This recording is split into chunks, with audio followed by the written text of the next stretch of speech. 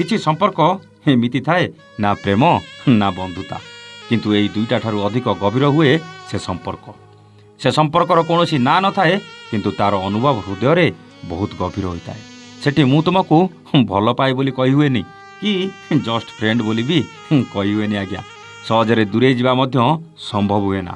ସେଠି ଅଧିକାର ନଥାଏ, କିନ୍ତୁ ଚିନ୍ତା ବହୁତ ଥାଏ। ସମ୍ପର୍କର ନାଁ ନଥାଏ, କିନ୍ତୁ ଅପେକ୍ଷା ଥାଏ। ଦିନେ କଥା ନହେଲେ ମନ ଅଜଣା ଭାବେ ଭାରି ହେଇଯାଏ। କାହିଁକି ଏମିତି ଲାଗେ ତାର ଉତ୍ତର କେବେ ବି ମିଳେ ନା ଆଜ୍ଞା। ହେଇପାରେ ଏଇ ସେଇ ସମ୍ପର୍କ ଯାହାକୁ କୌଣସି ନାଁ ଦିଆଯାଏନି, କିନ୍ତୁ ଭୁଲିବା ମଧ୍ୟ ସମ୍ଭବ ହୁଏନି। କେବେ କେବେ ଏଇ ନାଁ ନଥିବା ସମ୍ପର୍କ ହୃଦୟରେ ଗଭୀର ଚିହ୍ନ ଛାଡ଼ିଯାଏ ତ କେବେ କେବେ ବ୍ୟଥା ଦେଇ, କେବେ କେବେ ଖୁସି ଦେଇ ଚାଲିଯାଏ। ପ୍ରତାପ ଭାଇ ସେମିତି ଏକ ସମ୍ପର୍କ ତା ସହ ମୋର ଥିଲା। ନା ଆମ ଭିତରେ ପ୍ରେମ ଥିଲା, ନା ବନ୍ଧୁତା ଥିଲା। ସେ ରାଗରେ ଦୂରେଇ ଗଲେ କଷ୍ଟ ହେଉଥିଲା, ଆଉ ପାଖକୁ ଆସିଲେ ନିଜର ବୋଲି ଝଗଡ଼ା ବି କରୁଥିଲା। କିନ୍ତୁ ସେଦିନ ସେ ଯେତେବେଳେ ଆଉ କାହାର ହେବାକୁ ଯାଉଥିଲା, ମୋତେ ଭାରି ଯନ୍ତ୍ରଣା ହେଉଥିଲା ଭାଇ। ବେଦୀ ଉପରେ ହୋମନିଆରେ ସେ ଯାହା ସହ 7 ଫେର ନେଇ 7 ଜନ୍ମ ପାଇଁ ଜୀବନସାଥୀ ହେବାକୁ କଥା ଦେଉଥିଲା, ସେଦିନ କାହିଁ କେଜାଣି ମୋତେ ଭାରି ଈର୍ଷା ହେଉଥିଲା ଭାଇ। ଏ କାହାଣୀ ଥିଲା ଦୀପ୍ତି ଆଉ ଶଙ୍କରର କାହାଣୀ, ଯିଏ ପିଲାଦିନରୁ ସେ ଅଜଣା ସମ୍ପର୍କରେ ବାନ୍ଧି ହୋଇଯାଇଥିଲେ।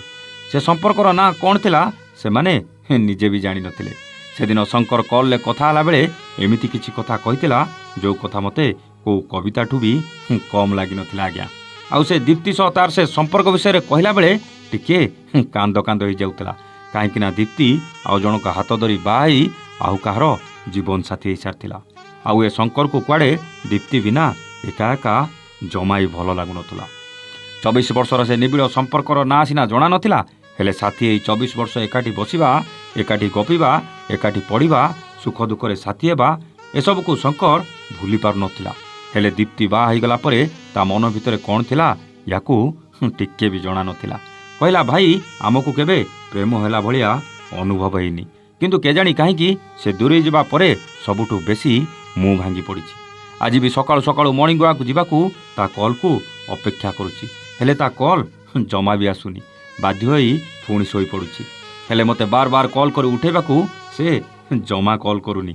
ମର୍ଣ୍ଣିଂ ୱାକ୍ ପରେ ଚା ପିଇବାକୁ ଯାଉଥିବା ଦୋକାନକୁ ଚା ପିଇବାକୁ ଗଲେ ସେ ଚା ଦୋକାନରେ ଯେତେ ଭିଡ଼ ଥିଲେ ବି, ଯେତେ ଚିହ୍ନା ମୁହଁ ଥିଲେ ବି, ତା ବିନା ମୋତେ ଏକା ଏକା ଲାଗୁଛି। କାହା ସହ କଥା ନ ହୋଇ ଚୁପଚାପ ଚା ପିଇ ସେଠୁ ପଳେଇ ଆସୁଛି। ସବୁଦିନ ଭଳି ଅଫିସ୍ ଯିବାକୁ ସେ ମୋତେ ଆଉ ଛକ ଉପରେ ଅପେକ୍ଷା କରି ଠିଆ ହେଉନି। ହେଲେ ମୁଁ ଅଫିସ୍ ଗଲାବେଳେ ମୋ ବାଇକ୍ ପଛରେ ସେ ଯେମିତି ବସିଲା ଭଳିଆ ଲାଗୁଛି।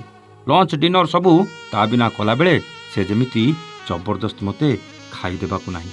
ସେଥିପାଇଁ ମୁଁ ଖାଇବା ତ ମଗଉଛି, ହେଲେ ଅଧା ଖାଇ ଫିଙ୍ଗି ଦେଇ ପଳେଇ ଆସୁଛି। ରାତିରେ ତାକୁ ଘରେ ଛାଡ଼ି ମୁଁ ମୋ ରୁମ୍କୁ ଆସିଲା ପରେ ସବୁଦିନ ଘରେ ପହଞ୍ଚିଲେ କି ନାହିଁ କଲ୍ କରି ପଚାରୁଥିବା ମଣିଷଟା ଆଜି ମୁଁ କୁଆଡ଼େ ଗଲି, କେମିତି ଅଛି ଜାଣିବାକୁ ତା କଲ୍ ଆଉ ସେମିତି ଆସୁନି। ମୁଁ ଜାଣିଛି ସେ ତା ସଂସାରକୁ ନେଇ ବେଶ୍ ଖୁସିରେ ଅଛି। ବାହା ହେଲା ପରେ ଚାକିରି ଛାଡ଼ି ତା ସ୍ୱାମୀ ସହ ସେ ଏବେ ବେଙ୍ଗଲୋରରେ ରହୁଛି।